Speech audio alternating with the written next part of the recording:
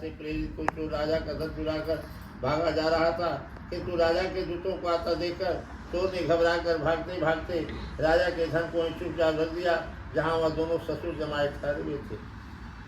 जब दूतों ने उस राजू वैश्य के पास राजा के धन को रखा देखा तो दोनों को बांध कर ले गए और प्रसन्नता से दौड़ते हुए राजा के समीप जाकर बोले कि यह दो चोर हम पकड़ कर लाए हैं, देखकर आज्ञा दीजिए।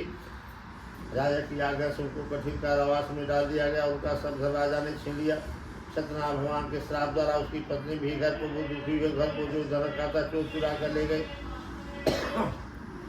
शारीरिक और मानसिक पीड़ा तथा भूख प्यास से अति दुखित होने की चिंता में कलावती ब्राह्मण के घर गई। वहाँ उसने सत्यनारायण भगवान का व्रत होते देखा, फिर कथा सुनी तथा प्रसाद ग्रहण कर रात को घर आई। माता ने कलावती से कहा, हे पुत्री, इसमें कहाँ ये तेरे मन में क्या है? कलावती बोली, माता, एक मैंने ब्राह्मण के घर से सत्यनारायण भगवान का व्रत देखा है। कन्या की वचन सुनकर लीलावती भगवान के पूजन की तैयारी करने लगी। तब उसे याद आया, भगवान के पूजन की तैयारी करने लगी।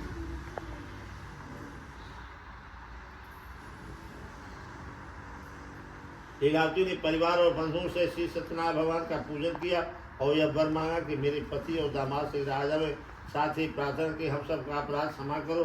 सत्यनारायण भगवान इस व्रत से संतुष्ट हो गए और राजा चंद्रकेतु को स्वप्न में दर्शन देकर कहा कि हे राजन, दोनों वैश्यों को प्रातः छोड़ दो, उनका सब धन जो तुमने ग्रहण किया दे दो, नहीं तो तेरा धनाज पुत्रादि सब नष्ट कर दूंगा। राजा से ऐसे वचन कहकर भगवान तक ध्यान हो गए। प्रातः का राजा चंद्रकेतु ने सभा में अपना स्वप्न आया और दोनों बड़े पुत्रों को कैद से मुक्त कर सभा बुलाया। दोनों ने आते ही राजा को नमस्कार किया।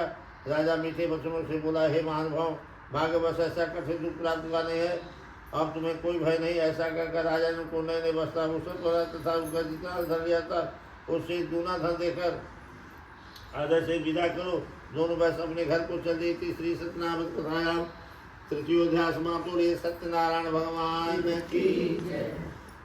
श्रीमन्नारायण नारायण नारायण।